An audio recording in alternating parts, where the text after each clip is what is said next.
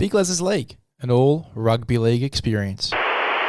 Hello, welcome back to Big LEZ'S League, an all rugby league experience. This is the start of what the studio I want it to look like moving forward. We're obviously going to make some changes here and there. We definitely need a bigger arm for the mic. We'll be turning the audio right up once we edit this whole thing down. But I thought I'd jump on the YouTube, try and get it started up again, especially before we hit into the off-season. We start to get the interviews, beg my pardon, and stuff like that all sorted. So, but this is what the studio will most likely look like, or at least the start of what it will look like moving forward. But let's get stuck into the grand final preview. Super keen for this one. Storm and the Broncos. Going to be a massive, massive contest here. Two really good-looking sides, a lot to break down, so let's get stuck straight into it. For the Melbourne Storm, we got Puppy at fullback, Warbrick and Coates on the wings, Howarth and Meaney are in the centres, Munster, Hughes halves, Utawikamanu, King front row, Grant 9, Blore, Katoa in the back row, Trent Liero at 13. We've got Tyron Wishart, Ativalu Lasardi, Big Tui Kamakamitha and Alec McDonald on the bench. For the Brisbane Broncos, Reece Walsh, he's at fullback. Josiah Karapani and Dean Mariner there on the wings. Tony Staggs and Gurmat Shibasaki there in the centres. Ben Hunt, Adam Reynolds in the halves. Jensen Pass in the front row with Big Corey Pakes there at 9. Piakura and Ricky there in the back row. Carrigan 13. And then it's Mam, Hetherington, Willison, and Smoothie. So I think the first thing, we'll start off with the Broncos. I really like how they're looking at the moment. Obviously, firming really well going into this grand final. Probably the more exciting team, for me at least, just with what they can do. And, Reece Walsh, the footy that he's playing at the moment. And then obviously Ezra Mann, the live wire coming off the bench. Maybe we'll see the best of him like we did in the previous grand final he was in 2023. I think it is going to be a big game, though, for Reece Walsh. With how much he can create, obviously, in their attacking sets, with a really solid defensive side like Melbourne, especially with what we saw last week against the Sharkies with Melbourne and how well they were defending against probably the better defensive side in the competition under Craig Fitzgibbon there at the Sharkies. It was super impressive. So Reece Walsh, his attack has got to be flawless in this one. 12 tackle busts, I think, over the last couple of weeks per game for Reece Walsh too. So he's in some really good form, but he needs to carry that into this grand final. It's the biggest game he's going to play, obviously, this year, so he's got to be right up for it. Renault, Mam, that combination. Obviously, Hunt starts in the number 6 jersey, but he obviously will look to move into that number 9 role a little bit later in the game. How do they work that rotation out? Is there going to be a late change where Hunt just starts at 9 and then Mam starts in that 5'8 position, or are they going to go with the same rotation as last week and bring Mam off the bench? What are they going to do there? That's going to be super interesting for the Brisbane Broncos. But I think regardless, that Renault-Mam combo is going to be on as well. And Renault, his kicking game is going to be huge in this one. The Hughes and Renault kicking game competition, I guess, in this one, or battle, I think is going to be massive. I really like Renault and his kicking game, probably one of the best kickers in the league at the moment. And then you've obviously got Hughes, who has been kicking really well when he's been playing this year as well. Definitely got some nice kicks in him, Jerome Hughes, and you can tell when he's out, they do tend to miss him a bit, especially when Wishart's there in the 7 jersey. They do tend to miss that kicking game there, so that battle's going to be really nice as well. Munster, big game for Cammy Munster. Obviously, his attacking flair, we saw some really good stuff from him against the Sharkies. Can he bring that into this game against the Brisbane Broncos? I think he can, and I think he will. Obviously, with this one being, I guess, his grand final as well, because, he's won one with some pretty amazing players. Slater, Cam Smith. This is his grand final. And I think that he knows that, and I think that he wants it bad. Obviously, getting towards that back end of the career in the 30s now, I think that he'll really want this one, Cammy Munster. So I think that he'll be playing extremely switched on heading into this one. I think we'll see our all-time Cammy Munster performance. So too for Ben Hunt. This is redemption for him from his previous grand final as well. The drop ball, everything that came with that drop ball as well. leaving Brisbane to go to the Dragons and then coming back to Brisbane to get that grand final back. I think it's going to be a massive game for Ben Hunt too. So the halves battle for me is going to be massive. The fullback battle is going to be huge between Walsh and Pappenhausen. But then also the hooker battle here too, obviously heavily in the favour of Harry Grant. But when Ben Hunt gets in there at 9, he can be very crafty as well. So the Hunt and Grant battle is going to be really, really nice. Grant's been in some good form too. He's had some really nice games towards the back end of the year. Are we going to see the best of Harry Grant? Are they going to learn from their mistakes of last year's grand final? We'll have to wait and see. But Harry Grant, he's in for a huge game in this one. His craftiness and deception around the ruck. He does things that no other 9 does. Attacking-wise and defensively, he's a dog. His work ethic, that's going to be huge as well. The big thing for me that I'm sort of worried about with the Broncos is their fatigue. I think that through the middle of the field, they had to work very, very hard last week. Payne Haas played 80 minutes. They do get a fresh Paddy Carrigan coming back in, which is going to be massive for them as well. But still, the fatigue through the middle for me is going to be huge. Coming up against a well-rested, 9-day turnaround Melbourne Storm side. Stefano's playing great footy post-Origin. Josh King's been really, really good over the last couple of weeks. Liero's been great.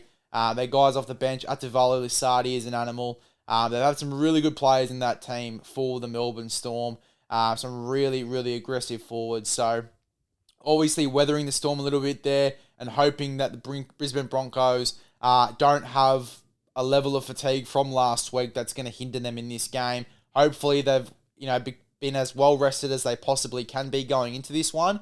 That's going to be key for the Brisbane Broncos. Payne Haas playing 80 minutes last week as well. That's obviously going to be a watch. A little bit of hobbling here and there from Payne Haas, but he got through a ton of work in that second half. Hopefully he's good to go going into this GF. I'm sure that he would be. I don't think he's going to have to play those big minutes. They've got Willison, they've got Jensen, they've got Paddy Carrigan back who's fresh. They've got a really, really good pack there.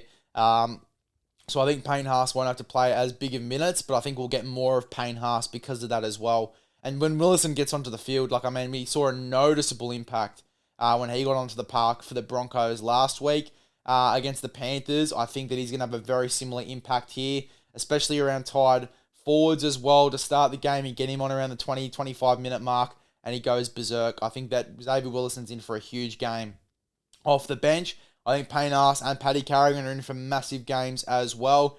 And this is really going to be a test for them. As I said, that shorter turnaround, Payne Haas with a big work rate last week. Is there a level of fatigue in this Brisbane Broncos pack? We'll find out going into this GF with the shorter turnaround the Broncos did have. For me, I look at this game. I look at everything that we've just sort of brought up there. The backline battle is going to be massive as well. Karapani, and Dean Mariner there on the wings. Really, really good coming out of yardage. They did extremely well against a very, very good yardage carry Penrith Panthers side with To'o and obviously Alamotti in there who get through a ton of work coming out of their own end. I thought the Broncos really matched that well last week. If they can do that against another side who's very good with the yardage game in Coates and Warbrick, they're going to go a long way into winning this game. I know they're both right back rowers, but Eli Katoa and Jordan Ricky, that's going to be a battle as well that I'm keen to sort of get stuck into. Who outplays each other, who outdefends each other. That's going to be huge. I was going to say Hughes, but huge. It's going to be a big part of the game. The defensive work for both of these sides, more so for the Melbourne Storm, because as I said, you really don't know what this Broncos side is going to pull out of the hat. They are very exciting, and for that reason, I'm going to go the Broncos at $2.15. I believe they are sitting around the $2.15 mark. I think they're great value. I think that, Reece Walsh, the form that he's in at the moment, Ezra Mam, if we can get a big game out of him, Renault as well, obviously his 4th grand final, Ben Hunt wanting redemption from his previous grand final to get a grand final on his name tag, obviously as he moves towards the back end of his career as well. It's the oldest halves pairing in the competition, and the oldest halves pairing, I believe, that's played a grand final too. So that's obviously going to be massive. Those two obviously having a really, really nice moment towards the back end of their career, getting in a grand final against the Melbourne Storm, beating Penrith and ending that dynasty, and then winning that grand final against the Melbourne Storm. I'm going to go the Broncos. They really excite me, the footy that they're playing at the moment. I just think that's the smart play here. I think, the smart play would go to Melbourne, obviously, as the favourite in this one. They get that extra turnaround. They're well rested. I'm almost going the non-boring take. I think Brisbane, they just have a lot more layers to their game for me at the moment than the Melbourne Storm do. And Melbourne, if you can force a few errors out of this Melbourne Storm side, and the Broncos obviously get a lot of ball in hand, they'll capitalise on those errors from Melbourne. If Melbourne do make some uncharacteristic errors like their previous grand final, that they don't learn from the mistakes of last year, could be a good game for the Brisbane Broncos in this one, and could be very advantageous to them. So I'm going to go the Brisbane Broncos to get the job done. If I'm looking at try scorers, I'm looking at Reece Walsh. If I'm looking at Clive Churchill winners, I'm sort of a little bit stuck between Reece Walsh and also Payne Haas. I think either one of those guys could win the Clive. Gun to head, I just think Reece Walsh can have a big moment in order to drag this Broncos side to a win. I think Renault is also in that conversation too, but I do think it is more the way, if Broncos were to win this one, of Reece Walsh, and then obviously as well Payne Haas and the work that he can get through the middle of the park. Paddy's a little bit of a smoky, Renault's a bit of a smoky, Hunt is a little bit of a smoky to have a big game as well out of the 9 once he moves there. I do think, as I said though, it's a 2-horse race for me if the Broncos win between Walsh and Payne Haas. If we flip the script and we look at what it would look like if Melbourne were to win, and we throw up some predictions for that Clive Churchill, Munster for me is the big one. And I think it's probably the only one that I'm going to throw up for Melbourne, because Munster for me, as I said, this is his grand final, and he said it in a press conference only a few days ago. He's won some grand finals with some really, really talented players to send them off in their careers. Billy Slater, Cameron Smith, these sort of guys, Cooper Cronk. This is Cameron Munster's grand final for the Melbourne Storm. Obviously, a lot of chat about him going to Perth. I think that this is his send-off grand final. I think that he definitely wants to grab one before the back end of his career. He's still got plenty of years left in him, but there's obviously that chance, as I said, of him going and playing for Perth as the marquee signing there. So I'm almost looking at this as his send-off GF. So Munster for me, I think will be the Clive Churchill winner if Melbourne win. I'm going to go the Broncos to win though, and I'm going to take Reece Walsh as my Clive Churchill winner. All the multis will be out on the Instagram on Sunday before kickoff, so make sure you go ahead and get stuck in on the Instagram, Big LEZ'S League _ if you don't follow already. Let me know what I've missed in regards to matchups here. I think I pretty much covered everything. The backline battle and the yardage game. Ricky v. Elikatoa, the 2 right back rowers. Hughes and Renault, obviously that kicking game. Masterclass. Hunt, when he moves into the 9, taking on Harry Grant. I think that's going to be a beautiful battle as well. Pappy, who was great last week against the Sharks, going up against Reece Walsh, the fiery, the informed Reece Walsh, playing almost for a Kangaroos jersey as well. Let me know your thoughts. What have we missed out of this game? But I think I've covered everything. Make sure to go ahead and subscribe to the YouTube, become a part of the Big LEZ'S League community. We've got some really cool interviews coming up, and obviously the season reviews with myself going through each and every team individually this year. And then for the season previews as well, as we lead into next year with a few guests. We'll sort that out a little bit later on. But subscribe to the YouTube so you don't miss out on any of that great content. We'll see you guys in the next one.